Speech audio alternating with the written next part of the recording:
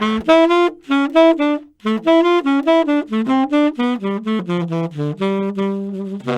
Place to Be, la fabrique des intelligences, brainstormée par Christophe Bourgois-Costantini. Je sens que tu es prêt à faire des choses pour moi, car t'intéresses plus que le tien.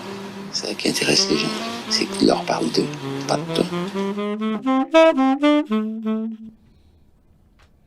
Bonjour à toutes et tous, merci d'être fidèles à notre rendez-vous. On a eu d'incroyables retours après nos 4 premières émissions. Bonjour Sabine. Bonjour Christophe. Comment ça va ? Très bien. À l'approche des fêtes ? Ah ben, encore mieux. Bon, on parlera de ça d'ailleurs, c'est un sujet qu'on va aborder, soit dans cette émission, soit dans la prochaine.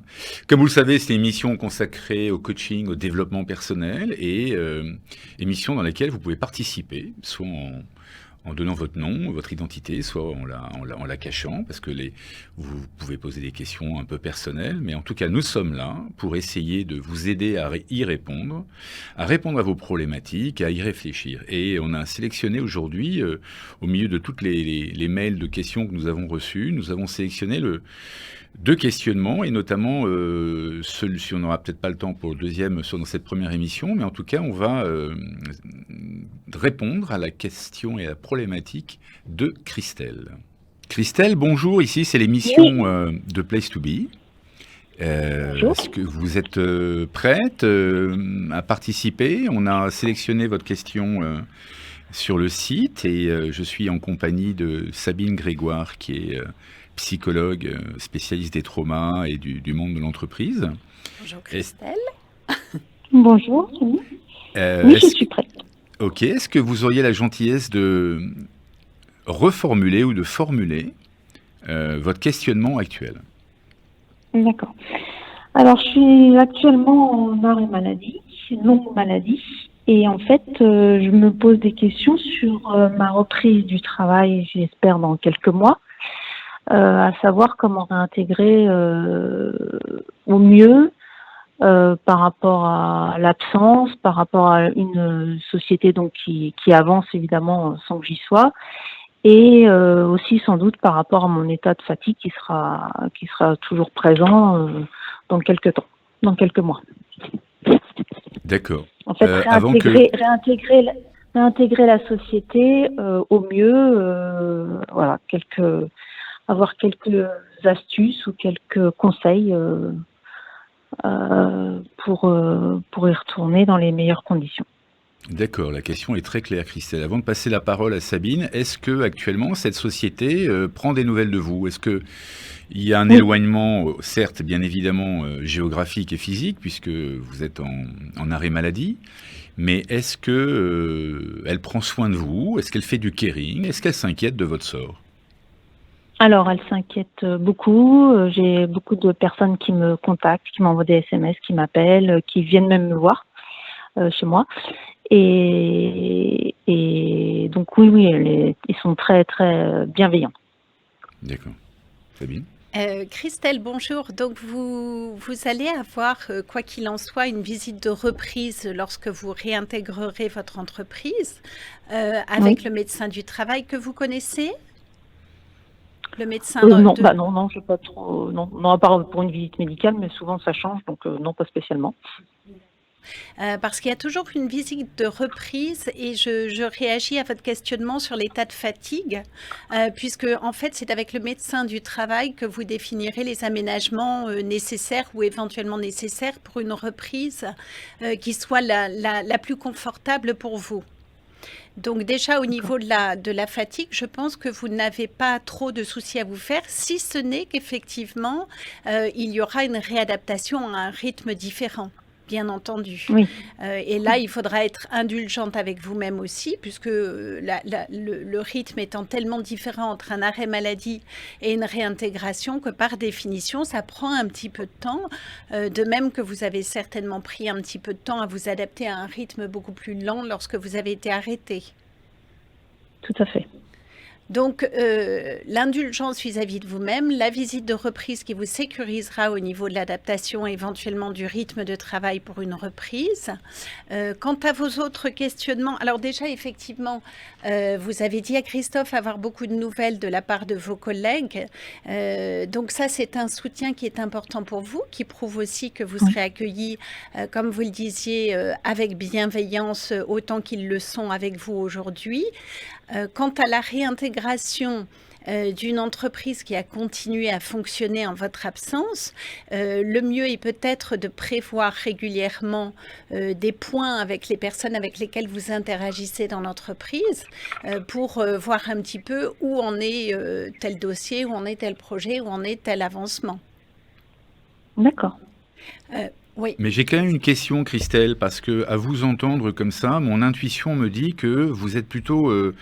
vous me donnez en tout cas à moi l'impression d'être une femme pour laquelle le boulot ou une activité, c'est tout ou rien. C'est-à-dire que j'ai un peu l'impression qu'à l'idée de revenir dans votre société, vous devriez être tout de suite performante. Comme s'il n'y avait pas cette conscience qu'il y a un sas de décompression ou lorsqu'on passe d'un espace à un autre, par exemple, ou d'une maladie à l'activité. Est-ce que vous croyez pas que vous êtes un peu dur avec vous-même, justement, ou un peu trop exigeante avec vous-même par rapport à ça? Oui, sans doute un peu, parce que en fait, parce que je me donne tout le temps à 200% dans cette société, et que c'est vrai que j'ai une image, je pense, on va dire, de bosseuse, entre guillemets, et voilà, qui est reconnue. Et c'est vrai que oui, il y a un petit peu d'appréhension, il y a un petit peu aussi oui, je suis peut-être un peu dure avec moi-même, c'est clair. Parce que faites un comparatif, par exemple, même si vous êtes une femme, j'imagine que de temps en temps, vous pouvez pas louper, tellement il y en a, un match de foot. Imaginez un Mbappé qui se blesse. Il était à 200% dans ce qu'il faisait, il se blesse, il va revenir au bout de 2 mois ou 3 mois de blessure. Qu'est-ce qu'ils vont faire dans son club? Parce qu'ils tiennent à lui, qu'ils sont conscients qu'il est compétent, ils vont tout faire pour créer un sas de décompression, un sas d'intégration progressif, et il va jouer le jeu. Et quelque part, vous êtes un peu comme Mbappé, c'est-à-dire vous vous donniez à 200%, les gens apparemment continuent à vous appeler, vos employeurs, pour prendre de vos nouvelles. Je crois que c'est plus à vous de comprendre que vous êtes une championne, si vous comparez à ça, et que vous devez accepter de revenir progressivement dans votre activité précédente. On ne grimpe pas l'Himalaya en une seule traite, on fait des paliers, même quand on est super entraîné. Donc qu'est-ce qui vous gêne par rapport à ça? En fait, ça serait quoi la peur? D'être un peu décalé, d'être d'être en retard sur l'avancement, sur les projets et tout ça, quoi. C'est d'avoir manqué peut-être d'informations. Et je retiens l'idée de faire des points peut-être peu de temps avant ma reprise, histoire de me remettre un peu dans le bain et de savoir ce qui se passe et ce qui s'est passé pendant quelques mois. Ça, je pense que ça va me rassurer. Oui, et plutôt peut-être, Christelle, que d'avoir l'impression de reprendre, d'avoir du retard, peut-être employer une image comme prendre le train en marche. Oui, il a continué à avancer, mais vous regrimpez dedans, parce que le retard a peut-être un côté un peu négatif, alors que prendre le train en marche qui a continué à avancer, bon, je ne vais pas vous dire que personne n'est indispensable, puisque c'est une phrase un peu galvaudée, mais vous aurez tout à fait votre place dans l'avancement des projets que vous prendrez en cours de route grâce effectivement à la bienveillance aussi de vos collègues. Quant à l'appréhension que vous pouvez ressentir à l'idée de cette reprise, j'ai envie de dire, mais c'est plutôt rassurant d'appréhender une reprise après un arrêt, qui plus est, un arrêt que vous n'avez pas décidé mais que vous avez subi. Donc s'il n'y avait pas d'appréhension, il n'y aurait pas cette petite dose de stress qui va vous mettre en vigilance aussi, et non pas en hypervigilance mais en vigilance, pour recevoir, capter, mémoriser toutes les informations dont vous allez avoir besoin pour reprendre le train en marche. Je crois que c'est plutôt sain d'avoir de l'appréhension. Vous voyez oui, tout à fait. Oui, oui, ce serait curieux que vous n'en ayez pas. Faites-vous confiance aussi. Je rejoins ce que dit Christophe. Je parlais d'indulgence. L'indulgence avec vous-même, c'est la clé. C'est-à-dire que vous n'avez pas à vous fixer des objectifs trop hauts parce que sinon, c'est autant de risques de dégringoler. Non, allez-y progressivement. Comme disait Christophe, step by step, étape par étape. Et c'est comme ça que vous allez reprendre progressivement votre place au sein de cette organisation. Il y a un gros réflexe, Christelle, et surtout on arrive au moment des fêtes, et je trouve assez intéressant qu'on partage là-dessus, parce que ce qui est valable au niveau des fêtes est valable dans votre cas et tout le temps. Qu'est-ce qui se passe en fait dans la période des fêtes?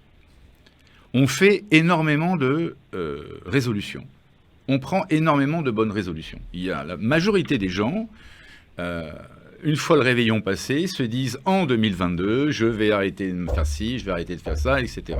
Je vais par exemple arrêter de fumer, je vais arrêter de maigrir. Déjà, il y a un trop grand nombre de résolutions. Le cerveau, il n'aime pas ça et c'est d'abord intenable. Donc déjà, dans le retour dans votre entreprise, je crois que ça serait déjà intéressant de lister des résolutions minimum, objectivement réalisable, et pas, encore une fois, tout de suite, comme ceux qui veulent faire un régime, perdre 10 kilos d'un coup ou 20 kilos d'un coup. On sait que ça ne marche pas. Il faut que ça soit absolument progressif.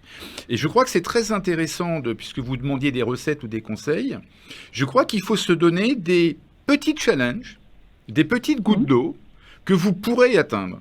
Encore une fois, pour sauter à 6 mètres de haut au saut à la perche, il faut commencer par sauter 20 cm, puis 21, puis 22, puis 23. Et il ne faut surtout pas faire comme... Et on est pris par ça, par toutes ces pubs idiotes qui disent perdez du poids, perdez 5 kilos en une semaine. Ça n'a aucun sens. Et donc, ces résolutions-là, on les prend... Premièrement, donc, on n'arrive pas à les calibrer, on les calibre très mal. Et je vous parlais de la période des fêtes, et donc je profite de votre témoignage, Christelle, pour partager ça avec Sabine et vous sur The Place to Be.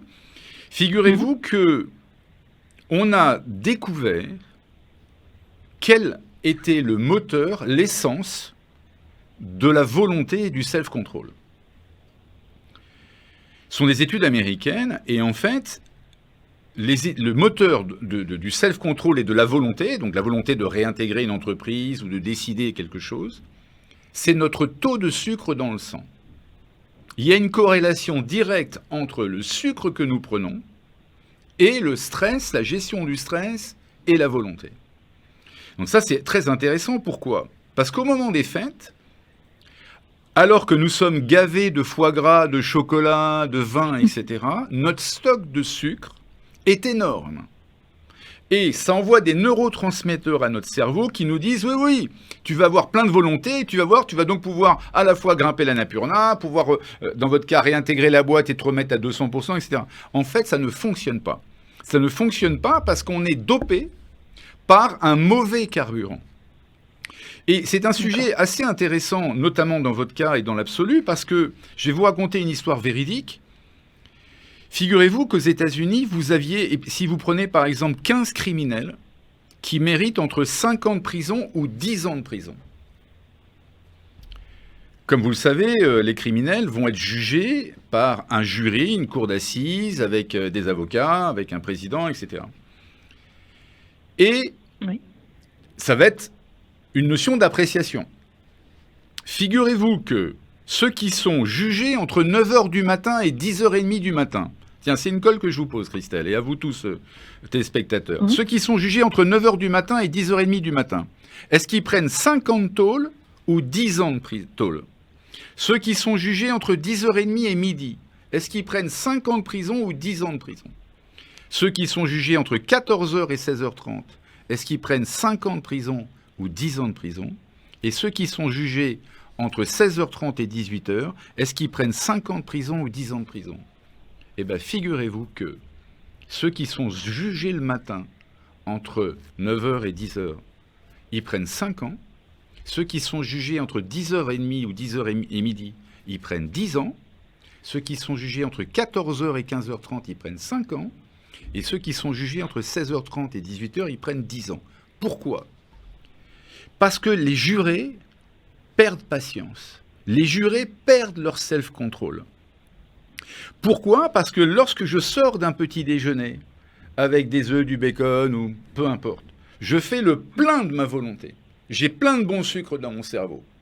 En fait, le sucre ne va pas dans le cerveau, mais j'ai plein de bon sucre qui est stocké dans mon foie avec l'insuline et ça envoie des neurotransmetteurs au cerveau qui dit « t'es plein de volonté ». C'est pour ça que les sportifs, à chaque changement, notamment dans le tennis, ils mangent. C'est pas pour les muscles, c'est pour la gestion du stress.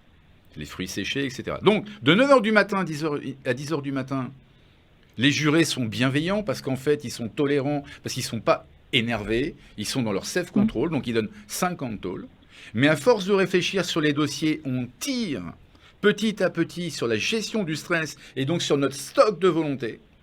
Et là, on bazarde, allez, prends 10 ans, tu m'emmerdes. On redéjeune à midi, on refait le plein de carburant. Donc on redevient tolérant, on donne 5 ans. Et ainsi de suite, jusqu'à de 16h à 18h, où on donne 10 ans parce qu'on en a marre. En d'autres termes, la gestion d'une journée dépend fondamentalement de notre nourriture et de notre taux de sucre. Et c'est pour ça que, actualité oblige, on a juste envie de taper sur les Anglais en ce moment avec la pêche et la sortie de l'Europe. Mais il y a une chose qu'il faut leur mettre à crédit, c'est que ce sont les rois du flegme, le flegme britannique, et du self-control. Pourquoi ? Mais parce qu'ils mangent tout le temps. Ils ont le porridge le matin avec les œufs au bacon, excellent sucre, les petits pois bouillis, on ne trouve pas meilleur comme sucre. Ensuite, ils ont un cake à 10h, puis ils redéjeunent, puis ils reprennent le tea time à 16h, donc encore avec du cake et des gâteaux, et puis ils dînent à 19h. C'est-à-dire ils sont tout le temps gavés de bon sucre. Alors, j'ai profité de votre témoignage, Christelle, pour partager ça avec vous, mais c'est pour vous dire quelque part que le corps est une forme de mécanique, et donc, vous le voyez bien qu'il y a cette intelligence de la naturaliste, il y a ce côté comment se nourrir, etc. Mais en même temps, il faut bien comprendre qu'il faille le préserver. Il faut presque faire l'éloge de la lenteur. Pardonnez-moi d'avoir été un peu long, mais l'éloge de la lenteur, c'est que dans ce monde où tout s'accélère, où vous-même vous dites « je vais rentrer en entreprise, il faut tout de suite que je sois à 200%, eh bien non. L'éloge de la lenteur et surtout de bien se nourrir, de comprendre que la volonté, le self-control est directement connecté à notre alimentation. Pardonnez-moi d'avoir été un peu long, mais au moment des fêtes. Donc, dans vos résolutions, c'est pas la peine de dire je veux tout de suite être à 200%. D'abord, c'est faucon, yaka, ça dépend pas que de vous. Donc, vous pouvez pas le contrôler. Et ce qu'il faut juste comprendre, c'est grâce à cet éloge de la lenteur, je vais piano mais sano. Désolé, ma chère, je ne sais pas ce que vous en pensez, mais...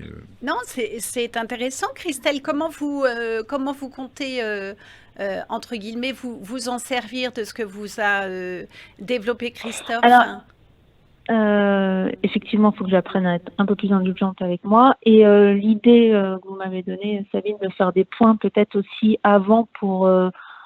anticiper le retour sans avoir été entre guillemets trop largué, je pense que ça va me rassurer aussi. Et puis un dernier petit conseil. Et puis d'y aller, peut-être d'y aller un peu. Alors j'ai l'avantage d'avoir du télétravail, donc je pense que ça aidera aussi, et d'y aller peut-être petit à petit, oui. Je vais essayer de me freiner, de me contrôler. Et puis Christelle aussi, à partir du moment où vous êtes trop dans demain et après-demain, c'est-à-dire comment ça va se passer, comment je vais réintégrer, forcément les scénarios que vous allez faire vont être plutôt à tendance négative. Donc essayez dans ces cas-là, quand votre cerveau est déjà trop en train d'anticiper des choses qu'il par définition il ne peut pas contrôler ou vérifier, remettez-vous à faire quelque chose dans l'ici et maintenant pour éviter de galoper à dans quelques mois puisqu'on n'y est pas encore. Oui, mais là il y a un vrai sujet. Sabine, si je me mets à la place de Christelle, Christelle, vous avez une maladie et vous êtes en arrêt maladie, d'accord ? Peut-être que cette maladie est très difficile. Peut-être que dans le cas de Christelle, l'idée de se projeter à quelques mois avec un espoir fou qui est d'être opérationnel le plus rapidement possible peut lui permettre de tenir. En quoi l'ici et le maintenant peut apporter plus que ce rêve vous voyez ce que je veux dire, cette carotte en Oui. fait. Alors là, moi, je ne l'ai pas entendu comme sous l'angle du rêve de reprendre, mais sous l'angle de l'appréhension de la reprise. D'accord. Donc, c'était plus en ce sens que quand les scénaristes sont plutôt à tendance négative, comment je vais faire, je vais être en retard, c'est ce que j'ai entendu, hein. Je vais stresser, comment je vais me réintégrer. À ce moment-là, se dire qu'on est trop dans des choses qu'on ne peut pas vérifier dans l'instant présent. Donc, dans ces cas-là, on retourne à quelque chose qui nous fait plaisir dans l'instant présent pour éviter cette espèce de galopade en avant qui forcément va être un petit peu comme une centrifugeuse et ne mener à rien au final. Mais effectivement, c'est l'espoir de reprendre et le projet de reprendre est en soi un projet, mais il ne faut pas qu'il se transforme en appréhension trop inquiétante. Qu'est-ce que vous pourriez mettre Oui, non, concrètement, Christelle, en pratique pour être dans le ici, le maintenant, justement? Être dans, j'ai pas compris. Dans le ici, le maintenant. Ah, euh, C'est dans une projection à quelques mois de votre retour. en fait, ce qu'il y a, c'est que effectivement, je suis quand même aussi motivée par l'idée de reprendre. Ça m'aide aussi à affronter aussi la maladie quand même, parce que j'aime mon travail. Et ce qui est un peu déstabilisant, c'est que c'est la première fois que je suis arrêtée aussi longtemps. Donc ça, dans sa vie au quotidien, en fait, ça perturbe un peu quand même. Et ce qui me donne, ce que je fais ici pour avancer là, en fait, c'est je reste beaucoup en contact. Moi, ce qui m'aide, c'est d'être en contact avec je vis quand même un peu. Alors, je parle pas, on parle pas que de travail, mais je reste en relation beaucoup avec mes collègues et notamment mes responsables. Et ça me fait, j'ai un peu l'impression d'être quand même active entre guillemets, enfin, d'être pas que en arrêt maladie, à être chez moi. Et ça me fait du bien. Mais oui, mais il y a quelque chose dans ce que disait Sabine qui est très intéressant, c'est que à partir du moment où moi, Christelle, j'ai une grande part de mon existentialité qui va dépendre des 200% que je mets au travail au quotidien, il y a donc une grande crainte de pas nourrir cette existentialité-là. Et nous, par des voies totalement détournées, Sabine par la psychologie ou moi-même par le coaching, on essaye d'expliquer aux gens, parce que c'est une vérité première, que à partir du moment où vous allez travailler votre existentialité dans d'autres domaines, par exemple, je dis n'importe quoi, ça peut être la lecture, l'approfondissement de la lecture, ça peut être l'approfondissement de la musique, de la méditation lorsque vous avez le temps. Vous envoyez des messages à votre cerveau que vous êtes bien mieux qu'un titre de cadre dans une entreprise. Et à partir du moment où vous avez ce ressenti que vous êtes bien mieux que tout ça, la fonction en elle-même va prendre beaucoup moins d'importance que par le passé. Et je peux vous garantir, et je passerai ensuite la parole à Sabine et à vous, bien sûr, que à partir du moment où vous allez vous déployer sur d'autres intelligences, d'autres choses, vous allez travailler en profondeur sur votre être-té. Vous n'allez pas dépendre simplement que d'un poste, d'un pourcentage de réussite, d'un salaire. Et c'est parce que vous n'allez pas dépendre de ça que vous serez d'autant meilleur quand vous reviendrez au boulot. Je ne sais pas ce que vous pensez de ça, Sabine. Oui, un petit peu, Christelle, comme si, je crois que j'ai déjà employé l'image, mais je trouve qu'elle est assez parlante.